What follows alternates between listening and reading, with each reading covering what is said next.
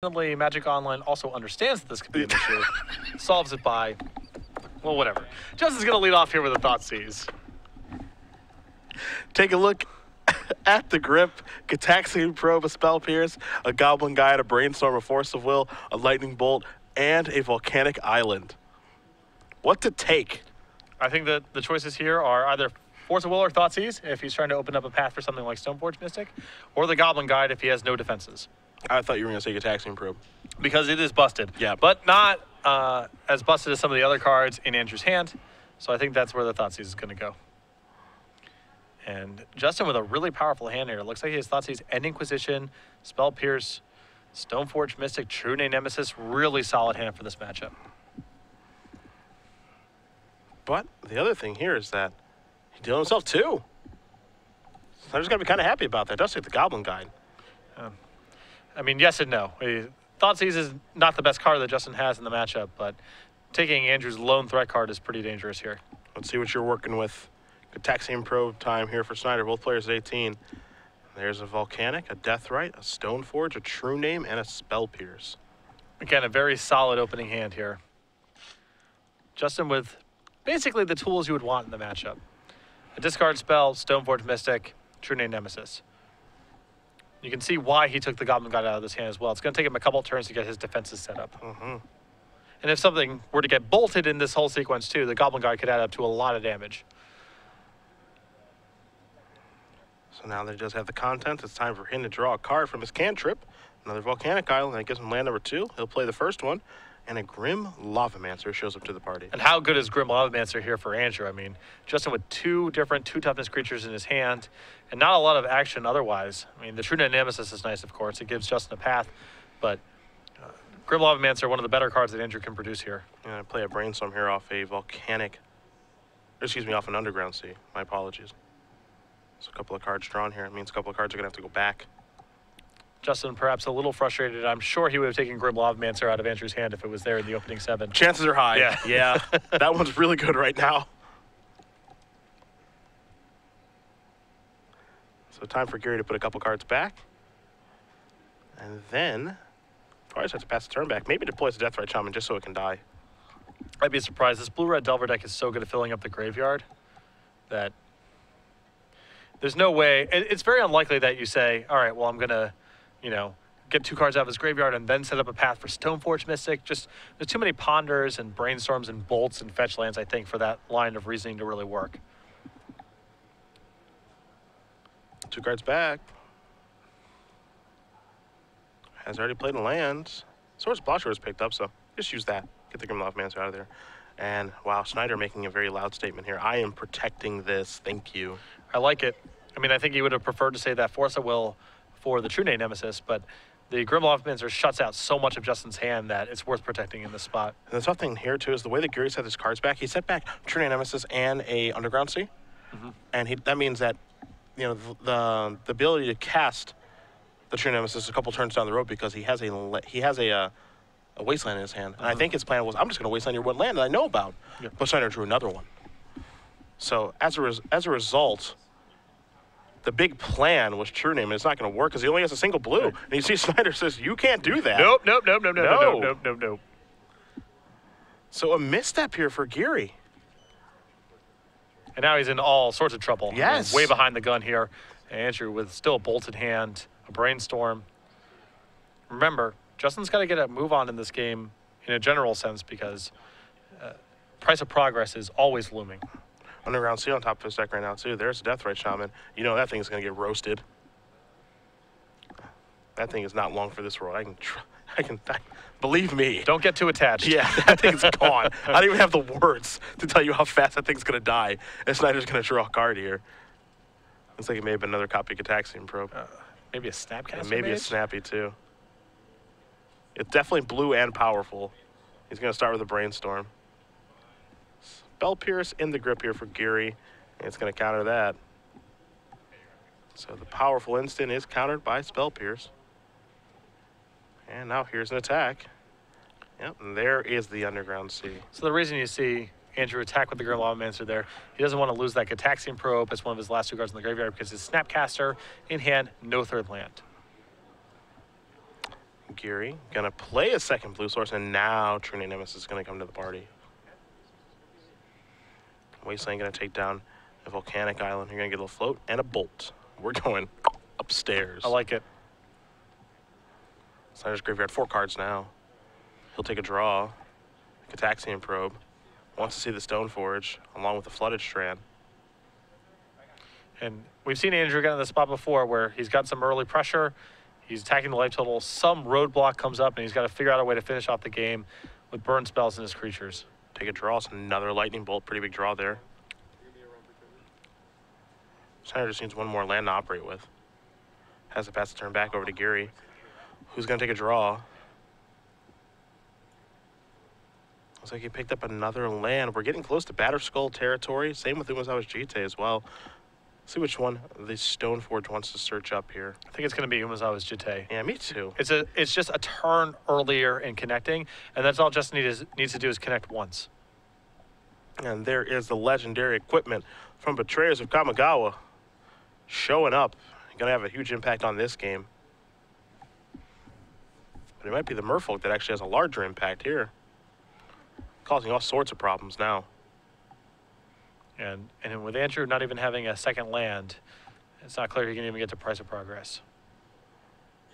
That Bolt may be going upstairs again, but we're going to start with Grim Lavamancer. Says put you down to 8. Going to remove a couple of cards here. There goes a Volcanic. And there goes a Cataxian Probe. The Bolt in Schneider's hands going to leave Geary at a virtual 5. He's just got to finish up now. It's going to be tough to do, though. Draws a island, all right? Island is actually a pretty big draw here from Andrew, as it means now Price of Progress is a live draw. Mm-hmm. Geary going to take a draw here.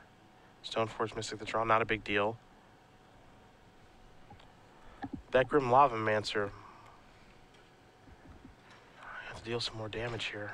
So it's a tough game to win now, just because of that stupid Nemesis. So tough to beat. I think Price of Progress may still give it an out in all of this. Well, outs is all you can really ask for, right? Yeah. Justin has to go to 7 to sacrifice the fetch land here and commit another non-basic land to the table. So the 2 counters from the Jite puts him down to virtual 11 with 4 non-basics in play, which means the Bolt brings him down to 8, and Price of Progress is good to go. All right. And you can see Justin was really going over his hand, trying to figure out if there's some way to not commit that 4th non-basic land. Yeah. There's no way to avoid it. Yep. He has to do this. The question is, does he want to actually cast Jite or put it through the Stoneforge door? The only reason I ask about the Stoneforge door is just because it actually taps the Stoneforge, which matters. And he doesn't want to get hit by this Goblin Guide. Yeah. I think he's in a position right now where it's basically Price of Progress or bust, and having the extra blocker doesn't really matter. Through the Stoneforge door we go. Now here comes the true name. Schneider's going to go down to 12. 2 charge counters on the Jite. So Geary at a virtual 11 right now. So he's got, Price of Progress gets it done. There's a Marsh Flatch. You got a Bolt, right? You can't Lavamancer. You cannot. Well, he can now because the attackers are extra damage. Yeah. He can Lavamancer now if he felt like it. And he is going to Lavamancer. Let's remove a couple cards here. There goes the Probe. Maybe not. Oh, you're going to need that. Yeah. Brainstorm and Bolt will get removed. Geary's going to go down to 5, virtual 9 with the Jite. Deciding if he wants to gain life, maybe activate the Jite. Minus a counter. Gain 2. Up to 7. He'll wait. It's the Price of Progress. It almost needs to be on this turn. Take a draw. It's a Goblin Guide.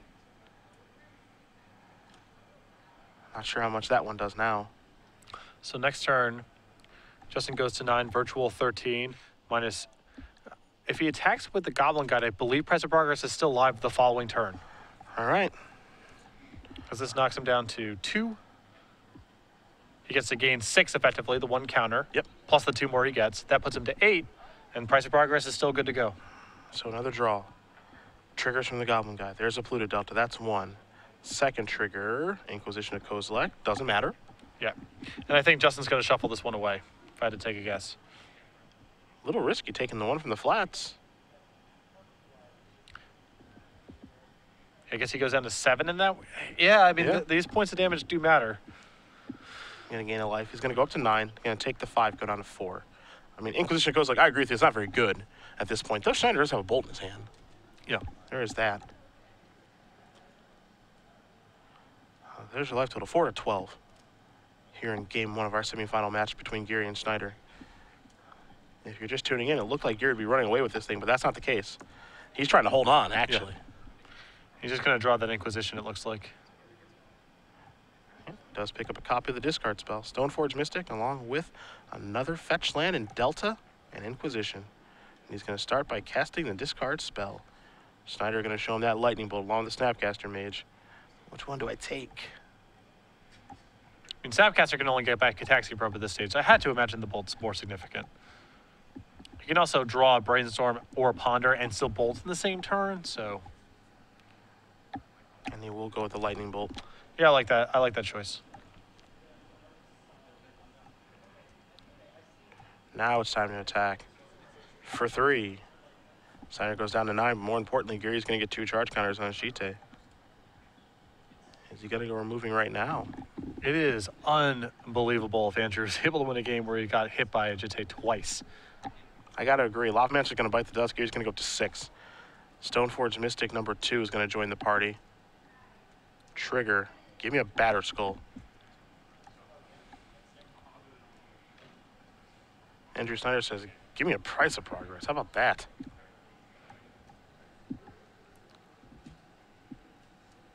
He might be able to win a game where he gets hit 3 times. We're going to see. Well, I think the problem is that Batterskull is going to be coming down on the next hit. So, Take a draw. If that was a pop, he would have cast it by now. So now he's got some thinking to do. Gonna sacrifice Marsh Flats. Oh yeah, because the other Mystic's active. Yeah, I forgot about that. although he still may have Price of Progress here, I'm just hoping that Justin taps out completely. But I don't get that vibe right now. Yeah, he knows the contents. He knows the Batter Skull, and he knows about the polluted Delta as well from the Goblin Guide. So, just no attack. Now the doors are shut. Yep. There's a bunch of mana. Yep, it's time to suit this up. We've seen this from Geary before, actually. And now he's going to attack for a whole bunch. 3 plus 4 is 7 points of damage. More importantly, he's going to gain 7 life. Geary goes from 5 to 12. Schneider from 9 to 2. And as good as Price Progress is, and it's pretty gosh darn good, I don't think he can get out of this. He's going to be at a virtual 16. Yeah. I mean, Andrew did a great job navigating this game to a point where he had a shot to at least draw Price of Progress. And actually, at this point, Price of Progress kills Andrew as well because he does have a non-basic and he's at 2. Schneider, yeah, he's just going to pack in. He knows he's beat. Justin Geary going to win game number 1 here over Andrew Schneider. Deathblade able to pull it out over Blue-Red Delvers. We're going to bring it back to the booth because it is trivia time. You've got the rules and I've got the question. Well, welcome back. And the rules are, Cedric's going to ask you a question. Tweet your answer at SCG Live and hashtag SCG Premium. Of the correct responders, one will be selected at random for 6 months of Star City Games premium content. It is about accuracy and not speed. So don't worry about submitting first, just submit accurately, excuse me. And please keep in mind that this contest is run at the sole discretion of StarCityGames.com and its affiliates. Twitch TV is in no way responsible for contests or giveaways on its stream. All right, Andrew Schneider's deck list is what we're going to take a look at here. If you've been with us through the broadcast, we've gotten some great enjoyment out of this card being in his sideboard. There's a 3 of that deals 3 damage. It's a sorcery from Kamigawa block. If you can name the one that he's likely going to be boarding in here, that does go upstairs. Hashtag the answer of hashtag SCG Premium. Make sure you're following at SCG Live. And again, we will draw and announce the winner at the conclusion of our semifinal round. To the top floor. Yes. All the way upstairs. That's correct. I want to get you and get you good. The luxury box. I got a lot of nicknames for it. Yeah, we are going to head back to the match. Take a look at sideboard two. We will start with Schneider, who has 2 copies of Sulfuric Vortex, 2 Flusterstorm, Price of Progress, 2 Pyroblast, 2 Smelts, 3 Lava Spikes, and 3 Surgical Extractions. What do you like?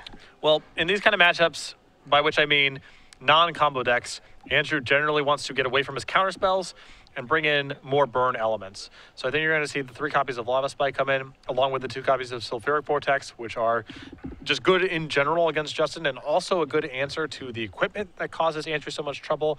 especially Umezawa's Jitte and Batterskull. I think you're going to see the 2 Smelts come in as a way to fight over the equipment. Again, the additional copy of Price of Progress is, of course, very good against Justin in his all non-basic land deck. Even though Justin has meaningful blue cards, I don't think that Andrew is necessarily going to be bringing in Pyroblast. I suspect those are more for Sneak and Show and just combo-oriented blue decks. In this matchup, I think he wants to be as much as possible as a burn deck and get away from his counter spells. On Geary's side, a bunch of 1s and 2s. Sword of Feast and Famine, Sylvan Library, Abrupt Decay, Disenchant, Flush of Storm, Force of Will, 2 Spell Pierce, 2 Surgicals, 2 Zealous Persecutions, a Vendilion, a Supreme Verdict, and a Vindicate. Flush of Storm is probably okay. Spell Pierce as well. More answers to protect himself from Price of Progress. That's the thing Justin's got to worry about most of all. Even though Force of Will isn't great traditionally against decks like Andrew, Price of Progress is such a significant individual threat that I think he's going to want to have more insurance against that card. I think you may see the Disenchant and the Abrupt Decay come in as answers to Sulfuric Vortex, which is a card that Justin's a little soft to as well. I think you're going to see him stay away from some of the more expensive anti-creature measures. Cards like Supreme Verdict just really aren't well suited for a deck as fast as Andrew's. Let's see, both players are going to shuffle up here, get ready to deal it out. And as soon as we do have an update on our other match here in our combo mirror, I'm sure those players are going crazy here. Between Benjamin Ball and Arthur Reynolds, we'll let you guys know exactly how that's going. Probably pretty fast. Yeah, those players aren't going to waste any time here. Some explosive magic. 2 fairly honest, conventional-looking magic decks over here, and then anything but on the other side of the bracket. I want to mill you, and I want to kill you, are what those 2 other decks are going to do. And very quickly, mind you. We saw Reynolds with, I believe, was a turn 4 kill in one of his games against Tyler Wilkerson. And Benjamin Ball, well, he won game 1 in a hurry against Josh Hand. Oddly enough, the other match is still in game 1. What are those guys waiting for? Yeah. A little camera time? Is that what they want? Yeah. You want to slow play a little bit? Yeah. You'll get your chance. One of you will be in the finals. You know, you don't got to play slow. Who do you think that favors if it's still in game 1? I don't. Painter. Probably Painter, Probably right? Painter. There's something weird going on. And Yeah. setting up some intuition for 3 funky artifacts. Probably has a Painter serving out there, naming blue and just blasting things out of the sky. That's my guess. Force of Willing, removing a land. That's probably what's going on over there. Schneider going to be on the play here. Unable to break serve in game number 1. Geary's going to send it back. Shows a hand of just 2 wastelands for mana. Easy keep. This deck is ambitious with its colored mana situation. Once you have Deathrite Shaman in your deck, there's a pretty big incentive to play Wastelands because you get to leverage that mana advantage, but that leads to a mana base of, 9 dual lands, 11 fetch lands, and 4 Wastelands, so not uncommon for there to be some mana issues. And Justin almost wasn't able to cast True Name Nemesis in that first game. He needed help. He had 3 lands in play and was unable to cast it. Game 1 goes to Arthur Reynolds. Painted Stone, the blue-red Painter deck, does win game number 1 over Benjamin Ball playing Storm. Not too surprising if it's going that long. Yep. Get milled is likely what happened.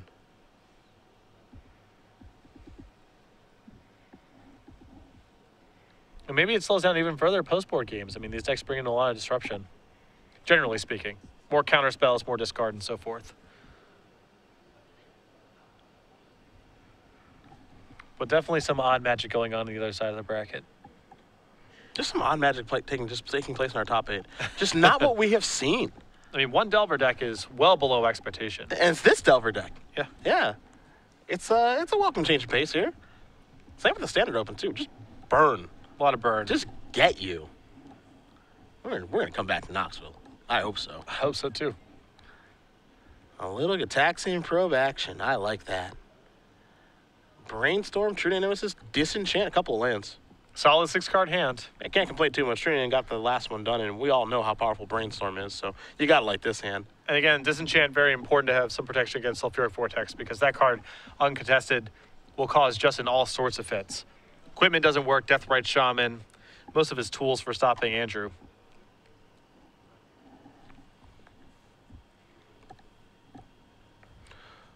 So now that he knows the contents of the grip, how do we proceed? It's a volcanic. That looks like it's going to come into play tapped for some mana, and there's Delver of Secrets. Good start. Great opening for Andrew. In a perfect world, that thing flips, and then we start firing bolts up there. Geary with a draw. What did he find? If it was a sword, you probably got to fire it right away. Appears to be Stoneforge Mystic. That's not too bad either. Let's see if Schneider can flip this bad boy, maybe with the help of a brainstorm, or maybe a little luck of the draw. Sure, with a brainstorm. Yeah. There you go, easy. There's Naird Mesa, sacrificing that right away. Looks like he may have something to do with 2 mana here. If he's sacking that right away, because he could have played brainstorm and then fetched, you know, he's probably got something to do with this mana. I suspect this means he has 2 copies of Goblin Guide. That's my prediction. 2? 2. That's a lot. That's why he would do this preemptively, is my guess. I see a couple. Oh, boy. Mm-hmm. Oh, boy. You know your way around a red deck. Oh, yeah. Not my first time. Goblin Guide number 1. And if 1's better, if 1's good, excuse me, 2's better. Oh, yeah. That's what I'm talking about. Time to sacrifice this Flooded Strand. And there's enough going on here that Justin may feel compelled to brainstorm looking for Force of Will. Because this hit right here might just be too much damage to take. 7 goes down to 12, 2 Chain Lightnings in Schneider's hand. And what's his follow-up? And what's Justin's follow-up next turn? Stoneforge Mystic? It's a little slow. just a smidge. Here is a brainstorm. He's probably going to want to set some cards back that are land so he gets to draw all of them. Goblin Guide, but yeah, he's in a lot of trouble right now. Yep. And he puts 2 lands down, looks at the rest of his cards here. I love this kind of feeling when you're in the burn seat or the blue-red Delver seat, where it's like, oh man, you're generating so much card advantage. How am I going to win? Yeah. 2 Wastelands added to the grip. Mm-hmm. Oh, Stoneforge Mystic, another 2 for 1. This is a lot of damage coming through here. 4, 5, 6, 7. Geary's at 12. He gets his Wastelands. He gets to draw a mystery card. Draw them all. Yeah, feeling that good, huh? Flooded Strand is the draw. It's definitely a rough road ahead. There is your Stoneforge Mystic off an Underground Sea. You can search for a Batterskull or an Umazawashite, but another attack for 7 is coming. It's really fascinating that this draw, we were talking about this being too slow, and it's turn 2 Stoneforge Mystic. Yeah. And it's not too slow, like, oh, the Stoneforge Mystic might die, and then you're not going to be able to cast your Batterskull in time. It's too slow, like, you're going to die next turn too slow.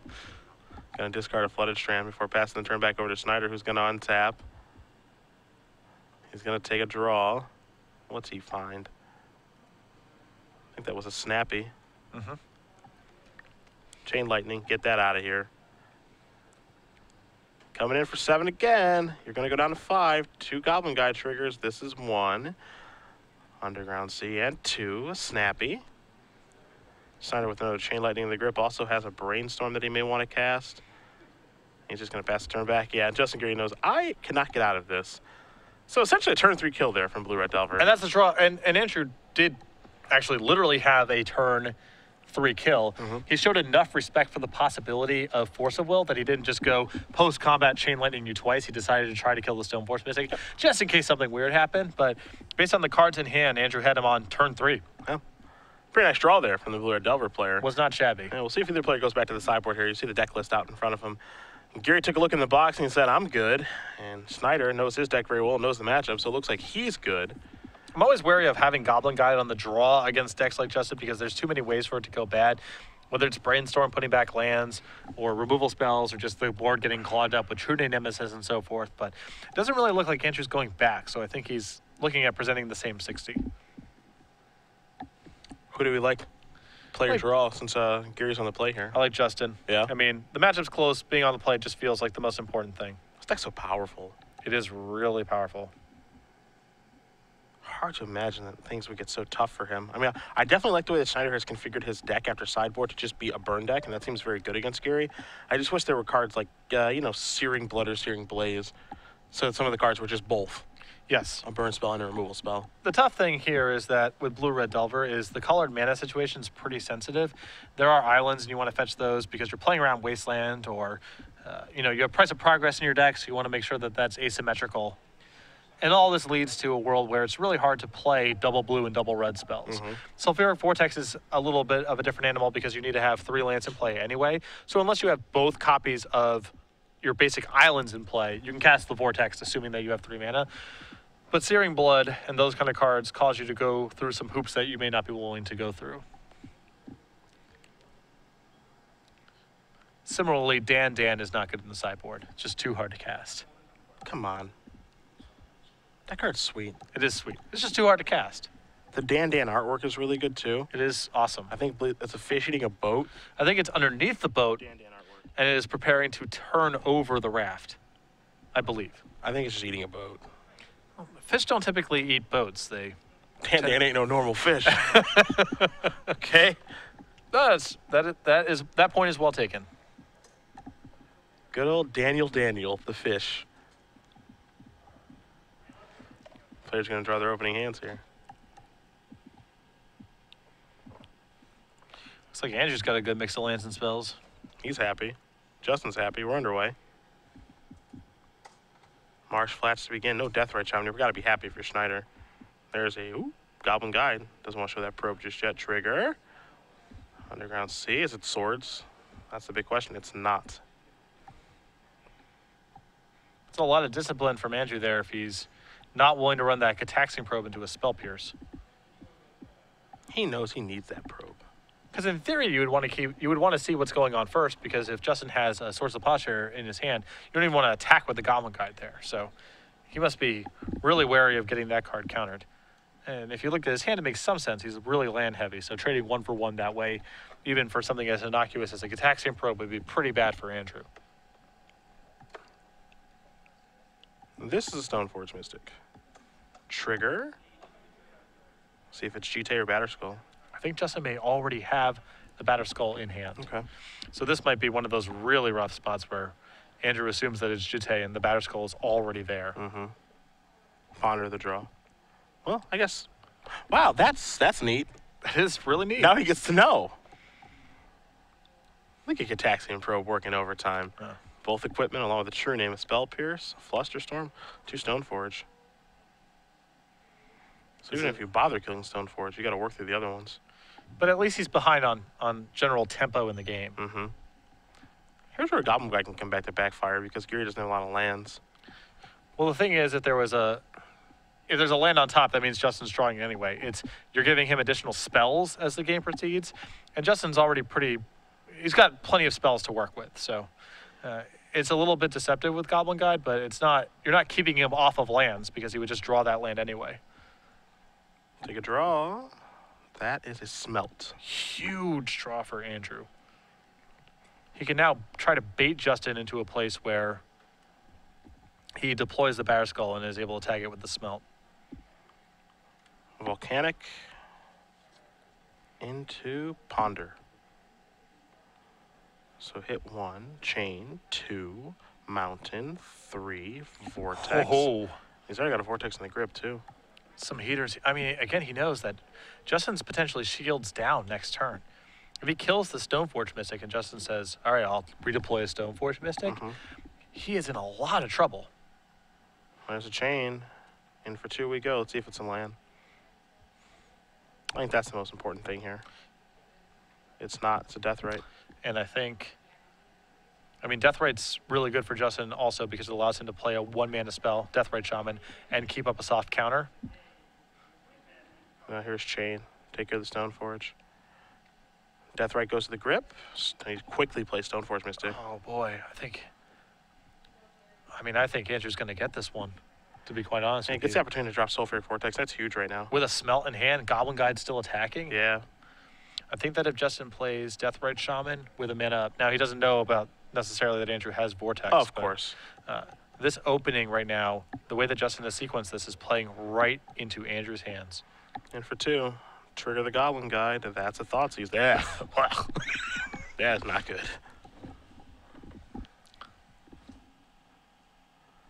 There's a Sulfuric Vortex. That's the big dagger.